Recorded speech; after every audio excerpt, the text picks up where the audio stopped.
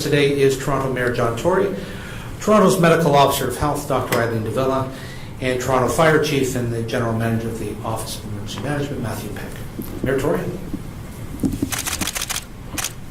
Well, Brad, thank you and good afternoon. I want to start by acknowledging that I know this is a very difficult time for a lot of people in our city. I know there's a lot of uncertainty, a lot of anxiety in the minds of people. I know many people, especially our frontline healthcare workers, are absolutely exhausted. And I know that there is a real fear of the unknown shared by many people as we face this Omicron variant. I understand that. I have been trying, as many of you have, to provide reassurance to my family to the extent that I can, and I know many of you are trying to do the same thing. As mayor, I want to help as many people as possible, together with the other members of our team, to get through this as well as we can. Beyond the overall management of the pandemic, along with the rest of the city's team, I will be making it a top priority to continue to offer reliable, consistent communication to Torontonians over the coming weeks so that they can be as informed as possible. Today, I want to detail how we are working to deal with a much wider impact from the virus and the variant on the City of Toronto, and I'll be joined, of course, by my two colleagues in laying that out for you. This is a different variant, and so we have to adjust in order to combat it. But I know that this city, the people of Toronto, and your city government will be able to make this transition and confront this new challenge.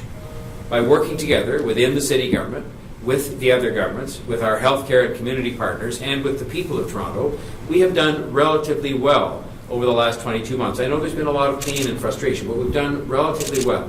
And now, it is up to all of us to make the transition to this new reality quickly and effectively, which I know that we can and we will do. We've made it this far thanks to consistent cooperation, and I am committed to continuing that cooperation over the coming weeks. I remain as committed as ever to working with the City Council, with the GTHA, Greater Toronto Area mayors and chairs, and with the other governments to wrestle this pandemic to the ground. And I know that Premier Ford and Prime Minister Trudeau share that commitment. We've been working throughout the Christmas period and the New Year's holiday to respond to the Omicron threat. This variant is particularly problematic because it spreads quickly. It is highly contagious, and the best defense against it, according to the trusted medical professionals, many of them, is 3 doses of vaccine. In response to the rapidly spreading and highly transmissible Omicron variant, my focus and the focus of the entire City of Toronto government and the entire City of Toronto Team Toronto is on continuing to implement proactive measures to protect the health and safety of residents, businesses, and staff, to ensure that essential and critical city services, including our Team Toronto vaccination efforts, continue to be delivered. We have made good progress helping people get their third doses. More than 650,000 third doses were administered in the month of December alone, and more than 37% of eligible residents now have their third dose. And we have already administered more than 100,000 vaccine doses to kids across the city. We are continuing to implement the Toronto Omicron Action Plan introduced last month, and that plan includes dramatically increased Team Toronto vaccination capacity to deliver third doses, continued city outreach and support to vulnerable residents who need help, elevated emergency response, and ongoing cooperation with other governments, including increased advocacy for support for residents and businesses who need that support. We have increased Team Toronto's vaccination capacity from 400,000 to more than 1.2 million doses per month throughout the city, including doing so through all 5 of the city's Toronto-run mass immunization clinics and mobile clinics, and we hope to announce additional new appointments in the coming days.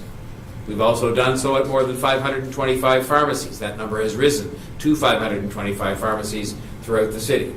We've done it through primary care providers, principally doctors. Hundreds more have signed up over the holidays. And of course, we've had the constant presence and cooperation and partnership with hospital clinics and Ontario Health Team clinics.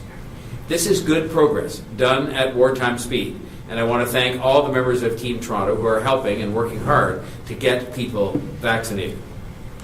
I do also want to particularly thank those who have stepped forward to get vaccinated, including first, second, and third doses and making sure that their families are vaccinated, especially some of the children who just recently became eligible to get vaccinated. The vaccine is helping to protect people from the virus and from the worst effects of COVID-19. The medical advice is clear that the vaccine is safe and it will help keep you safer than those who are not vaccinated. As Dr. Davila will explain, Omicron is a challenging variant because it spreads quickly, which means many more people will get sick and will have to isolate because they are sick, or because they're a close contact of someone with COVID-19, or that they have to care for someone who is infected. That means more people will get sick and more people will have to isolate. We've already seen this having an impact on airlines, for example, over the holidays. We've seen it with hospitals, and we've seen it in our own city workforce, including in our vaccine clinics. This is something all frontline services are grappling with around the world as Omicron spreads, and it is something that all workplaces will encounter in the coming weeks. Our public health officials are telling us that the peak of the Omicron wave will likely come in the next 4 to 6 weeks. The city delivers, as you know, many essential and critical services, including emergency response by Toronto Police, fire and paramedics, drinking water and wastewater services, shelter operations, long-term care, winter operations, and the ongoing response to COVID-19, including all of our efforts on vaccination.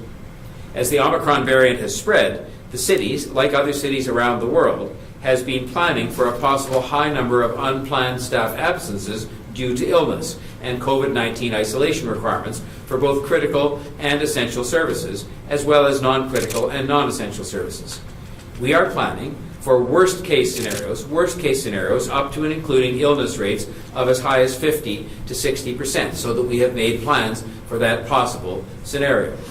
We are finalizing these plans as quickly as possible so that we can communicate them to the public later this week. And they're plans. Hopefully those plans never have to be implemented, but it's good to have a plan, and we will indeed have robust, proper, thorough plans in that regard.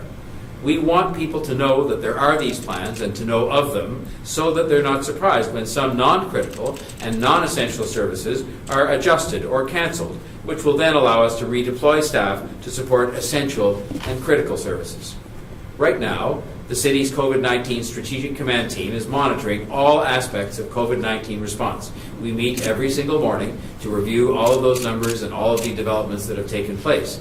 And they include all aspects of COVID-19 response, our vaccine clinic operations, and the status of both critical and essential city services on a daily basis. Redeployment of some city staff has already begun to help support our increased vaccination efforts. Depending on how the ongoing COVID-19 situation evolves, additional staff will also be redeployed in order to assist the city where help is needed most, both immediately and in the near future.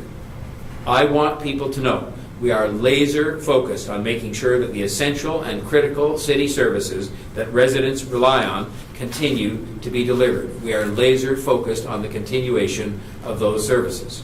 I want to assure people, as Chief Pegg will do as well today, that essential and critical services will absolutely be maintained. Toronto's emergency services will continue to respond to emergency calls without interruption, and critical operations will continue so that safe drinking water comes out of your tap, the snow gets cleared, and the garbage gets picked up, among other services. There will be adjustments, and there is cooperation already taking place between these services as needed. But as Chief Pegg will outline, we take it as job one to keep doing what we have done all the way along, to maintain those critical and essential services for all Torontonians at all times during the remainder of the pandemic. We remain steadfast in our resolve to respond to the Omicron variant and to protect the health of Toronto residents. Throughout the pandemic, employees across the Toronto Public Service have worked to respond to the virus and to the variants. My continued and sincere thanks goes out to them all, and I commend their dedication to supporting essential and critical city services during the weeks ahead as we face the Omicron threat.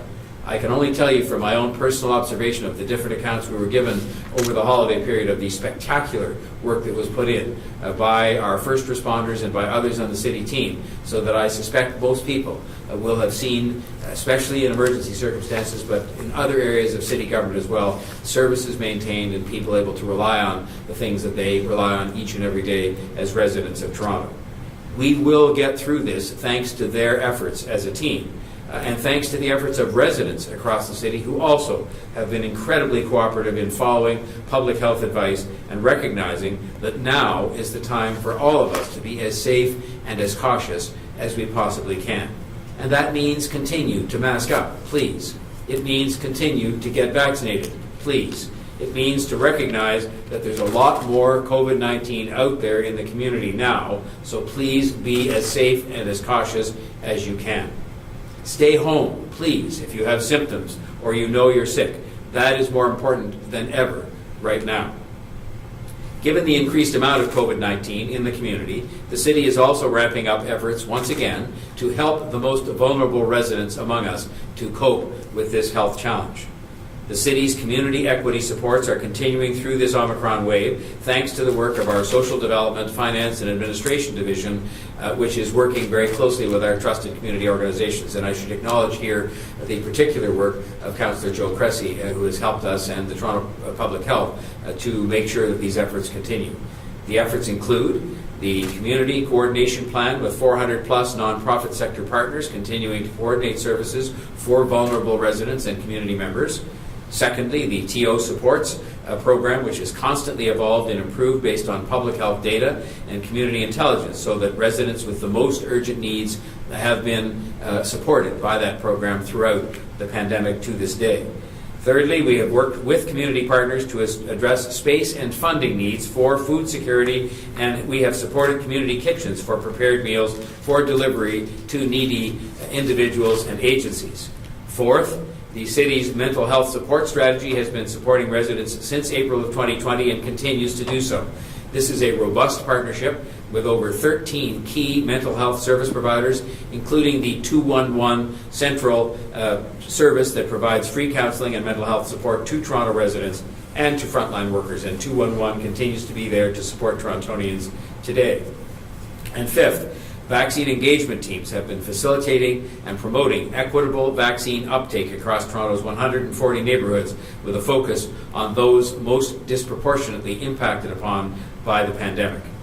Our 400 community ambassadors have engaged almost 1 million residents in the hardest hit areas of Toronto, and they work up to and including this day and through the entire holiday season to help those residents who need the extra supports to make sure that their families and themselves are protected. We are continuing to do everything we can as a city government to help people get through this pandemic. That work never stopped, and it won't stop, but we are now ramping it up once again to respond completely to the Omicron threat. I know people are frightened right now because of the unknown. There are a lot of unknowns. This new variant has driven case counts higher here and also around the world, and we see that news. And it comes at a time when we're just exhausted and frustrated by this pandemic and by the length of time that it's taken and by our fervent desire to see it over with.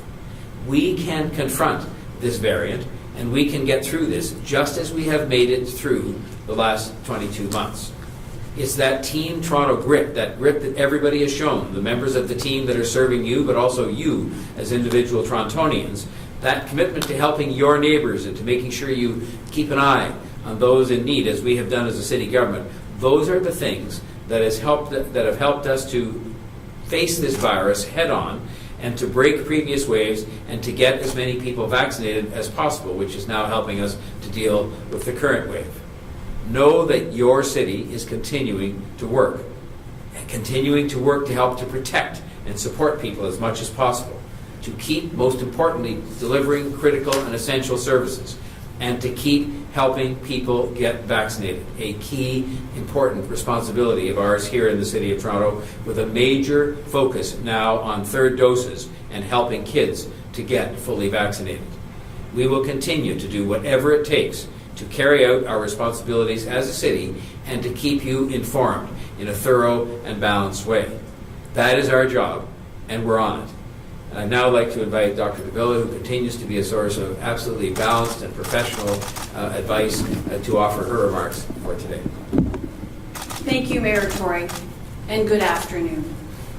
First, let me take this opportunity to wish you all a Happy New Year. Many of us are approaching this new year with hope, tempered with some caution, and that's understandable. We start 2022 in the throes of a new wave of COVID-19 infection. The Omicron variant has rapidly become the dominant variant in Ontario, with evidence of high transmissibility compared to previous strains. And many of us are now experiencing firsthand just how contagious the Omicron variant is.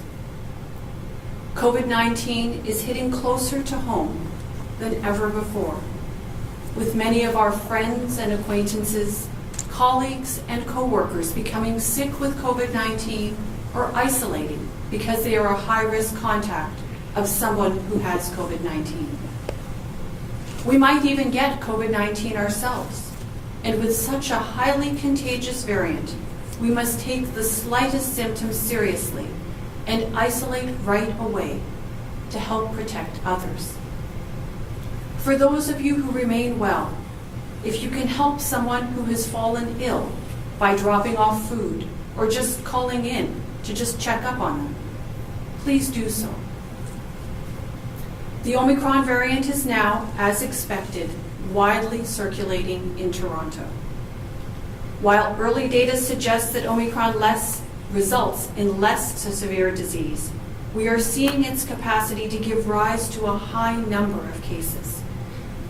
And even though only a small percentage of those cases have severe disease, we are already seeing an impact on our healthcare system through increased hospitalizations for COVID. As Omicron continues to spread further, this impact on healthcare will become even more pronounced. In addition to impacting our healthcare system, a high number of cases and widespread illness can lead to record levels of people being off work due to illness, which also puts at risk the essential services that Torontonians rely on every day. Services like paramedics and fire and water treatment and groceries. We are facing a new challenge with Omicron as we enter 2022, but we have the tools to face it head on. This may be a new variant, but we have knowledge and experience that we have acquired over the past couple of years. We can better confront this variant and use what we know to protect ourselves and especially those who are most vulnerable. So today, I have a clear message to each and every Torontonian. The Mayor just told you everything the city is doing to protect the services you rely upon.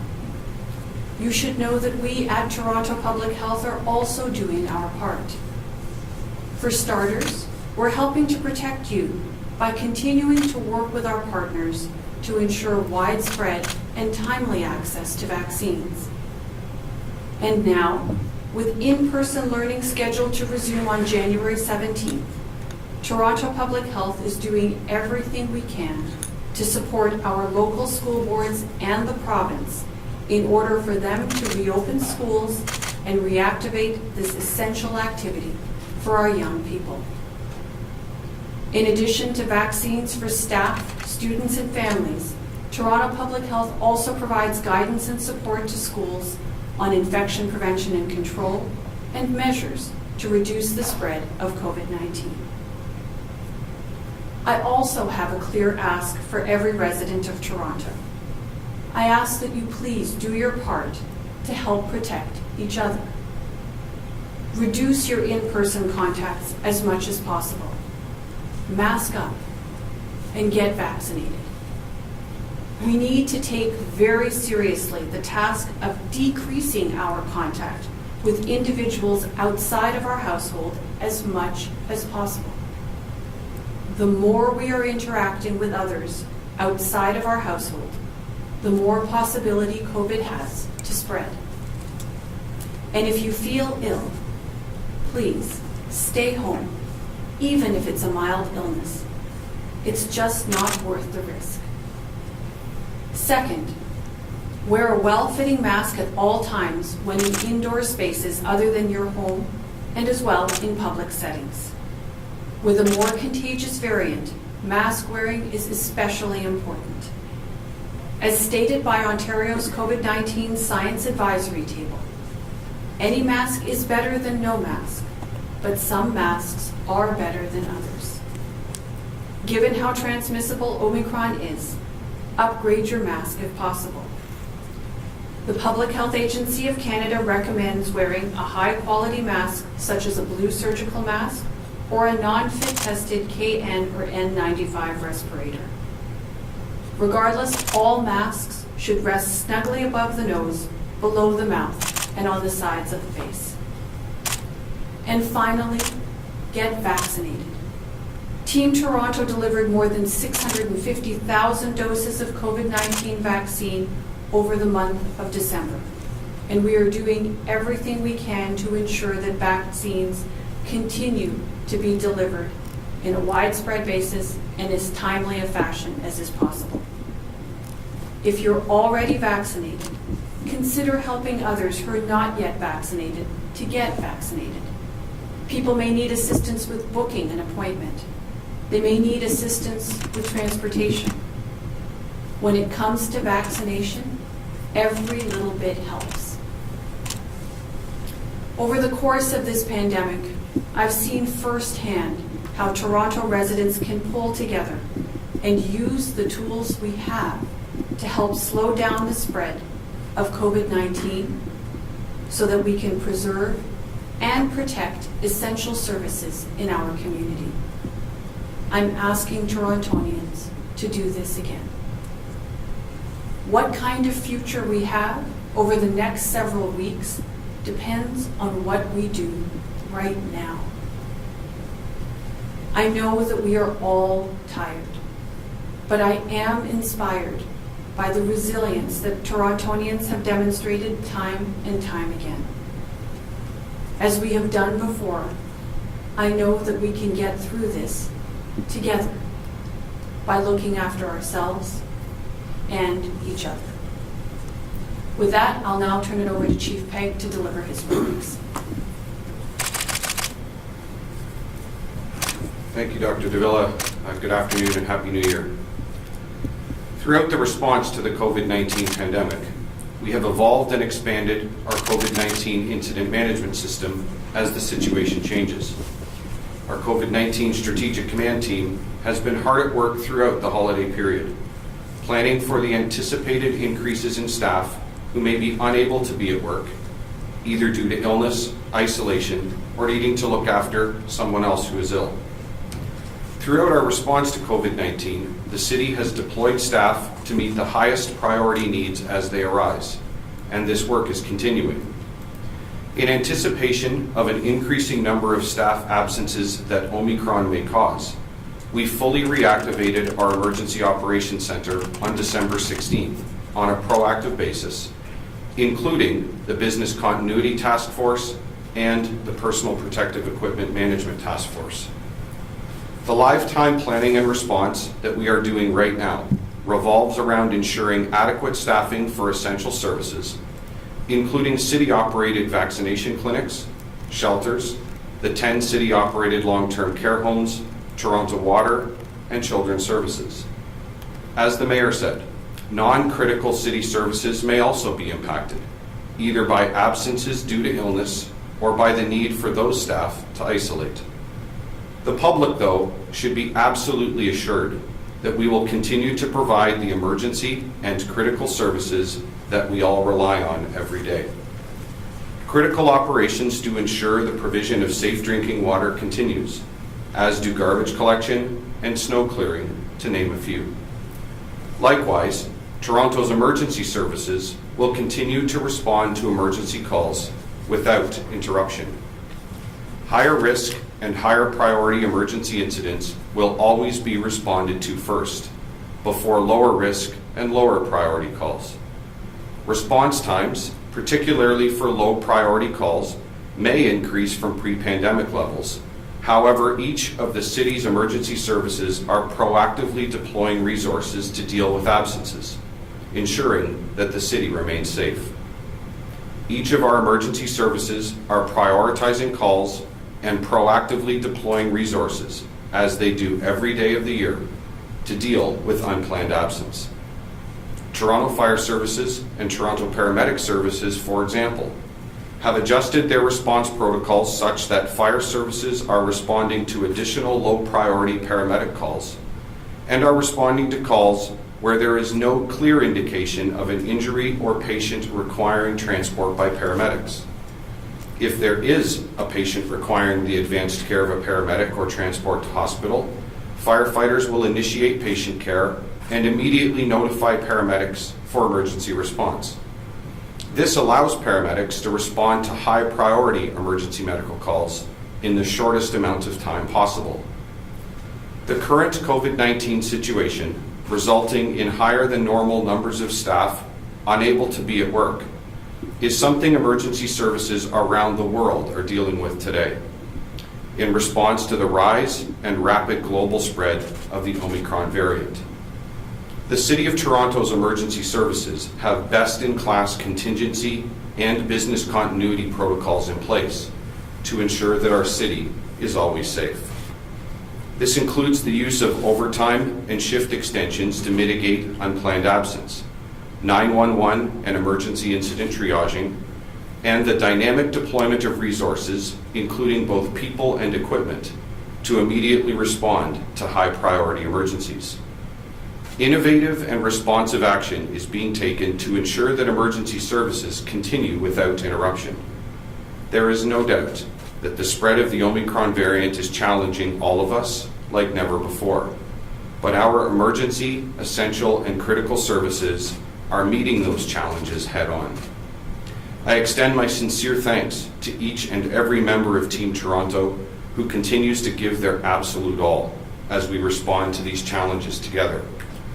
From those on the front lines of service delivery, to those ensuring that uninterrupted vaccine clinic operations continue, to each and every member of Team Toronto who are taking on new and additional work to ensure that we continue to deliver the services our residents need and rely on the most, thank you one and all.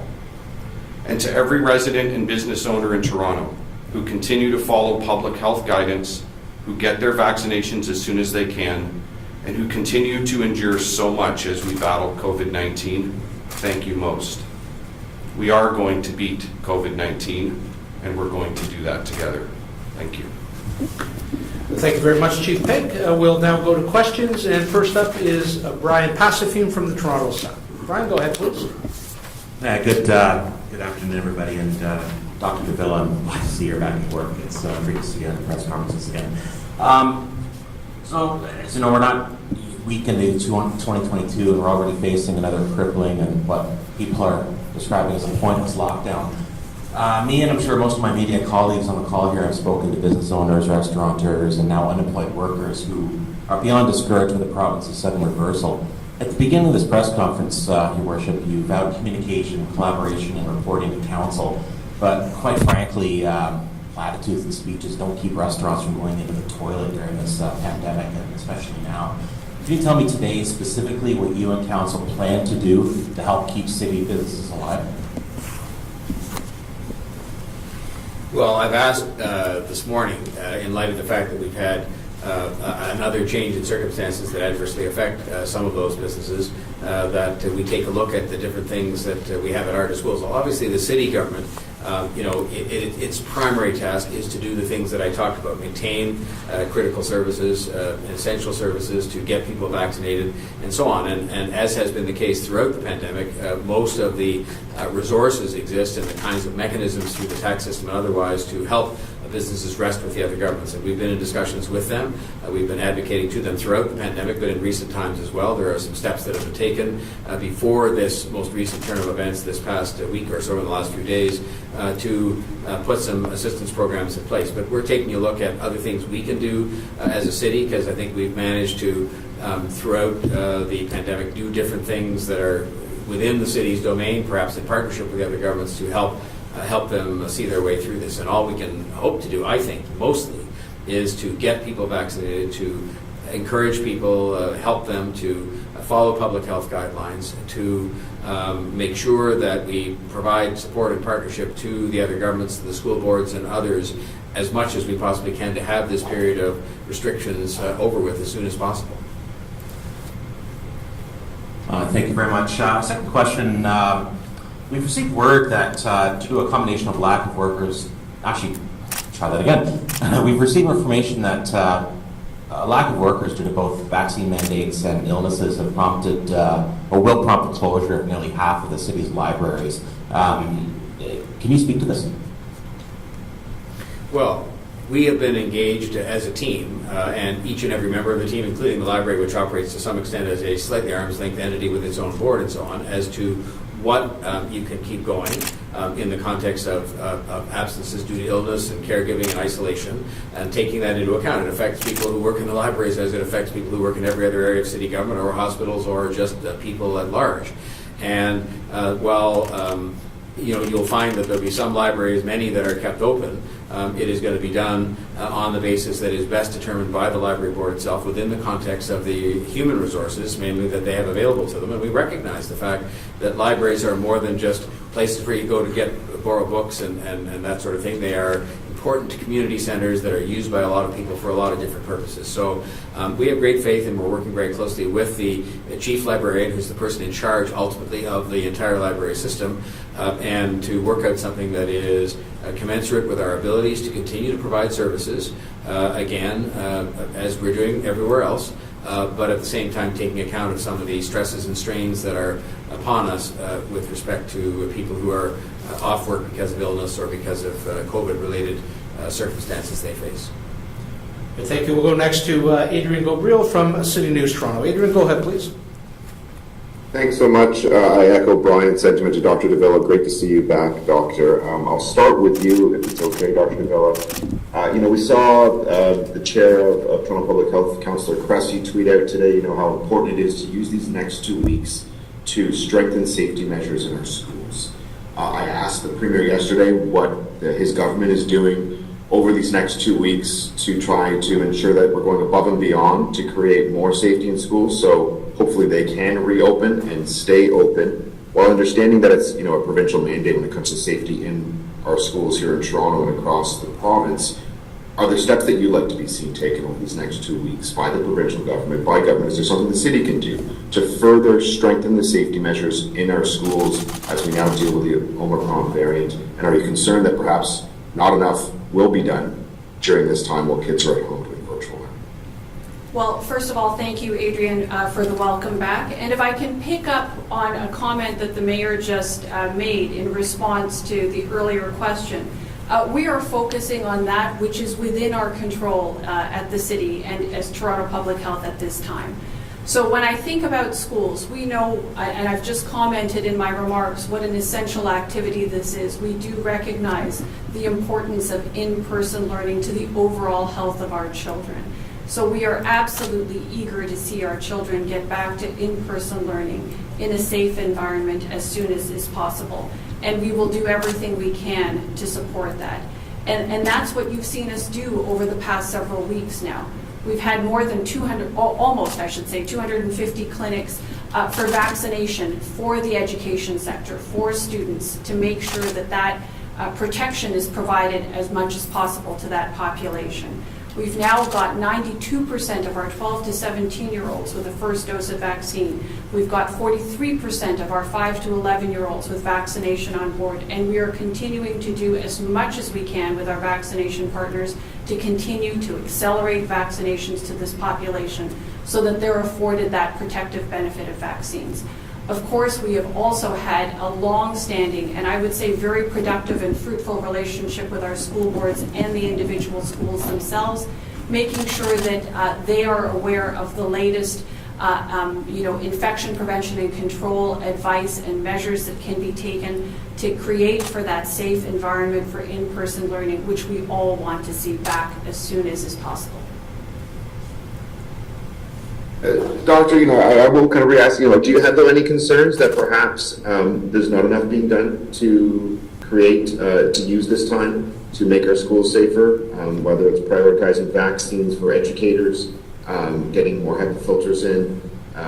There's also been discussion, not to throw kind of a second question into this, but there's also been discussion from some doctors about trying to shorten the timeline between first and second doses for that 5 to 11 age group, to try and get them their second dose sooner so that they can return to school without a protection.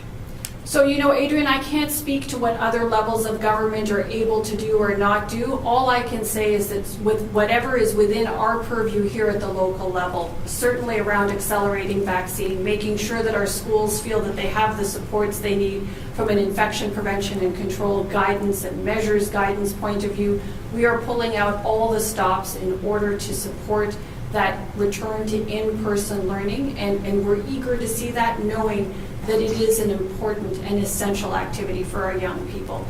So, that's what I can undertake at this point in time, and of course, we're going to continue to, do our very best in this regard. All right, thank you. We'll go next to Momin Qureshi from City News Toronto. Momin, go ahead, please. Good afternoon, Dr. Davila. Welcome back.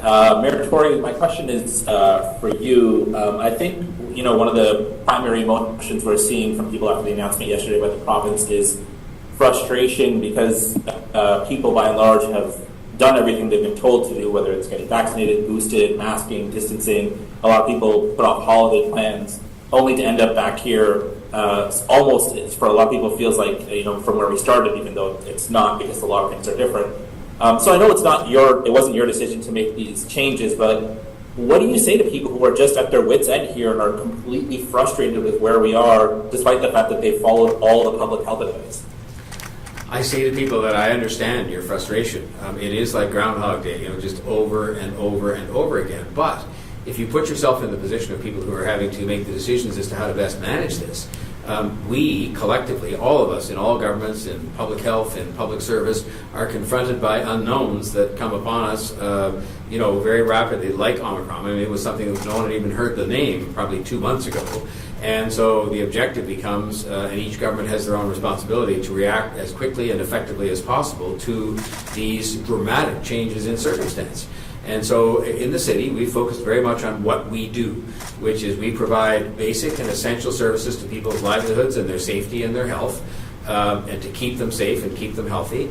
We are a key part of the vaccination effort, and I think we've done very well at that over time and substantially ramped our efforts up over the last month or so since Omicron became a reality and since boosters were something that were extended in terms of eligibility to other people. And we will just continue to do our job and to work cooperatively with the other governments. That is why I've said that cooperation with the other governments and advocacy to them on behalf of business and others that are hard hit by this is such a key element of what I do as mayor. And I will also tell you that the other thing that we're very focused on is making sure the most vulnerable people among us, who are people that are most affected by this in terms of every measure you want to take a look at, the rate of infection, the lower levels of vaccination for a variety of reasons. In many cases, they are the people that are off ill from work and are people that we're having to make these plans to account for because they're sick. So I can just say I share the frustration, but that there's also a great frustration in being in these positions of leadership and trying to keep up with what is a totally unknown, relatively speaking, unknown virus that keeps changing and keeps throwing new curves at us. And I think we're going to continue to do whatever we can to fight back on that, and that's what we'll do here at the City of Toronto. Sir, you also talk a lot about mental health over the course of your administration. One thing that we're seeing a lot of is parents whose kids are going to switch back to online learning concerned about the way it affects their mental health. They saw them go through great difficulties last year.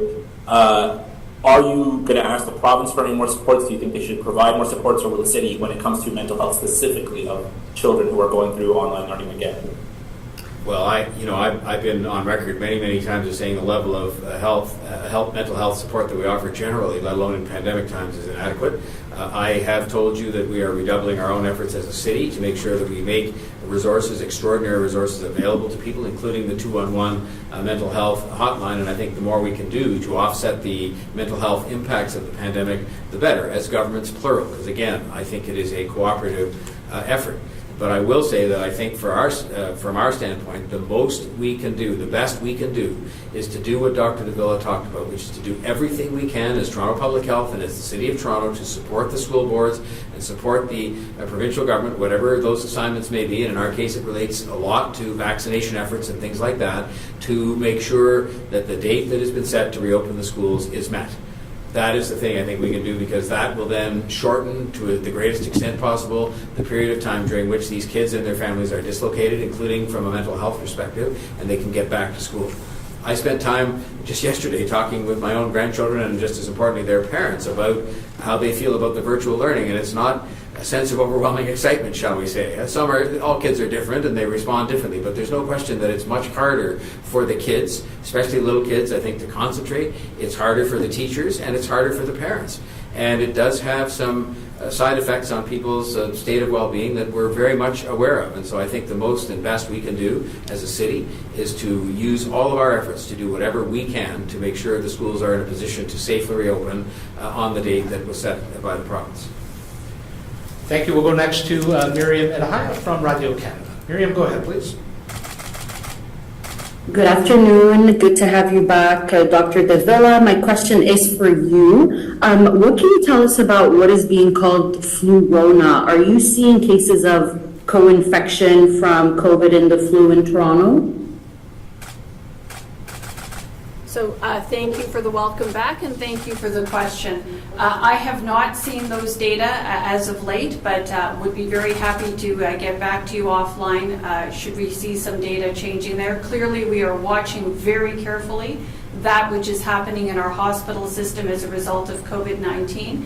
As I mentioned in my remarks, we are seeing impacts on our healthcare system. So we're continuing to monitor very carefully along with our healthcare partners to ensure that the services are there for people who need them, whether we're talking about COVID care or we're talking about all the other reasons for which people visit hospital.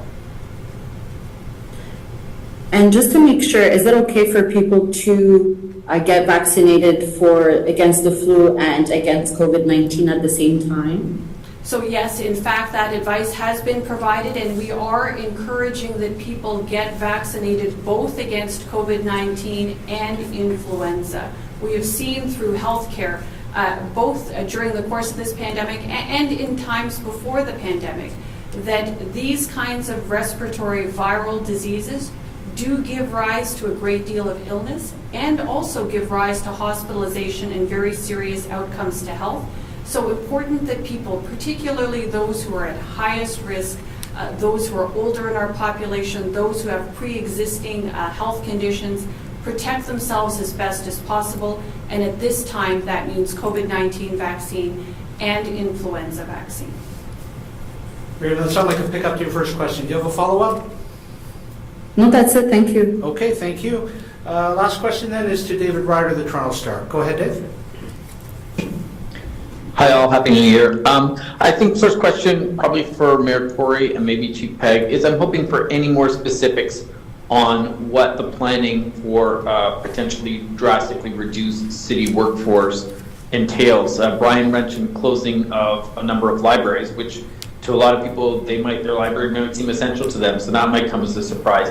Give us an idea right now as to what other kinds of things you're looking at and what absolutely needs to be maintained. Well, I'll ask Chief Peg to follow up, but I'll just start in this manner. The essential services and critical services are some of the things we've described that you literally could not have life in the city go on. But we're mindful of the fact, and I indicated this myself, that libraries, for example, serve different purposes for different groups of people. But it is not going to serve those very same people well if the absences because of illness or because of isolation or because of caregiving cause those libraries to be inadequately staffed.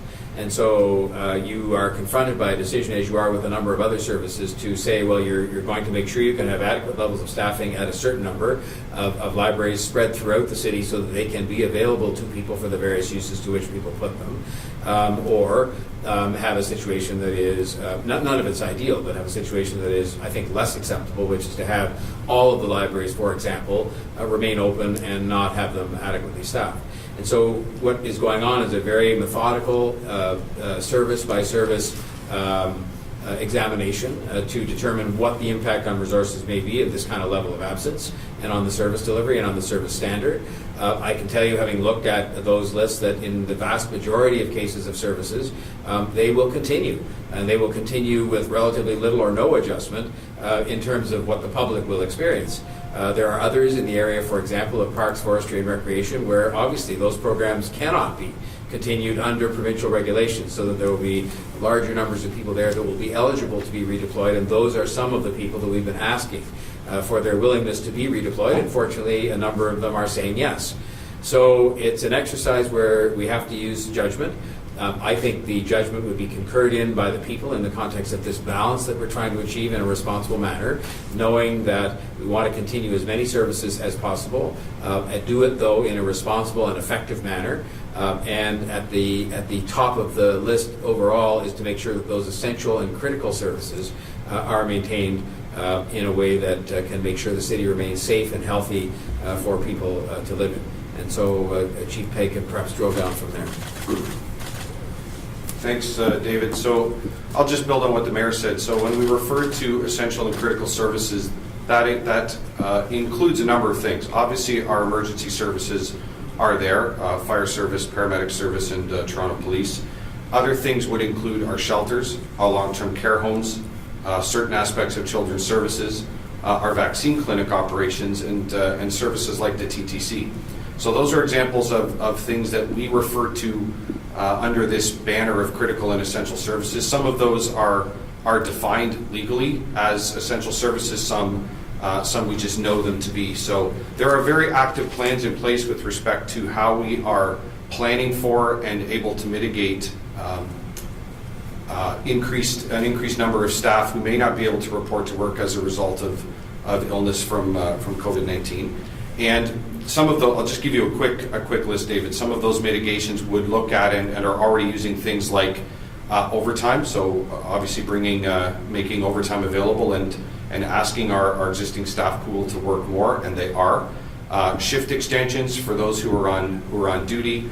From the emergency services standpoint, I made reference in my note to prioritizing incoming 911 calls and requests for service, making sure that we are always responding to the highest priority and highest risk incidents first. Adjusted response protocols, and that's both emergency services and the other critical and essential services. And then, as the mayor referenced, very focused, very targeted, and very specific redeployments. There is an entire engine running in the city with respect to redeployments. There is a redeployment team that comes out of our People and Equity group that are directly connected with the Business Continuity Task Force, and literally in live time, managing requests and needs for redeployment, and then filling those needs to the greatest extent possible. I can tell you that is one of the highest priority and one of the top focus needs of the city manager and the city senior leadership team now, is making sure that we are doing everything we can do to identify every opportunity to fill those needs and keep those critical and essential services running. And I will say, the city and all of the partners of the city are doing a magnificent job at this point in doing just that. As you heard in my remarks, the service levels are continuing. I have every confidence that they will, and so is the planning operation. So as Mayor Tory made reference in his remarks, we have actually expanded our planning operation to make sure that we are continuing to be proactive and plan for what could amount to the worst case scenario, and that is upwards of 50 and even 60% of absence. So that planning work is ongoing. I have every confidence that the plans will be robust and that we are as ready as possible to respond.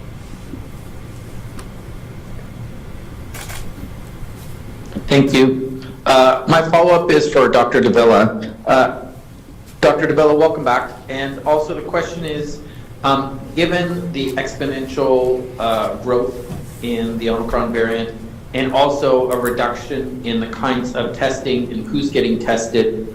How does Toronto Public Health alert staff, clients, patrons of various places of outbreaks?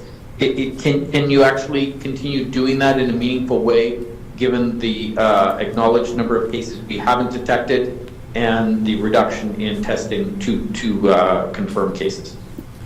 Well, I think we are all adjusting to the new regime and the changes that have been made as a result of provincial announcements. But, you know, David, what I would say is this.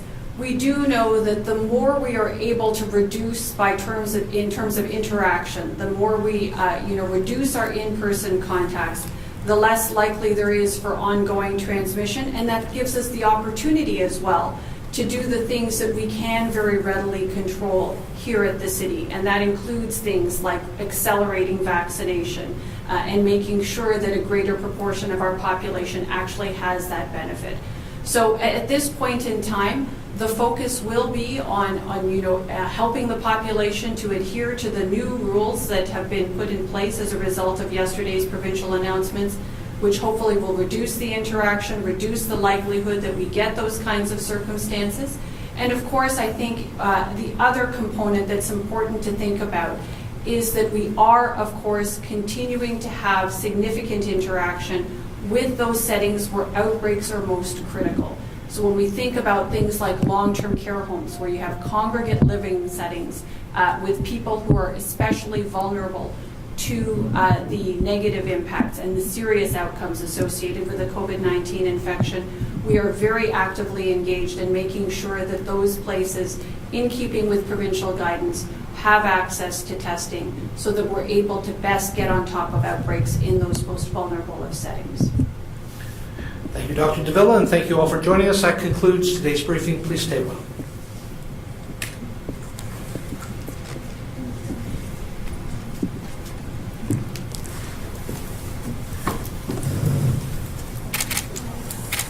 No problem. Can I hear something about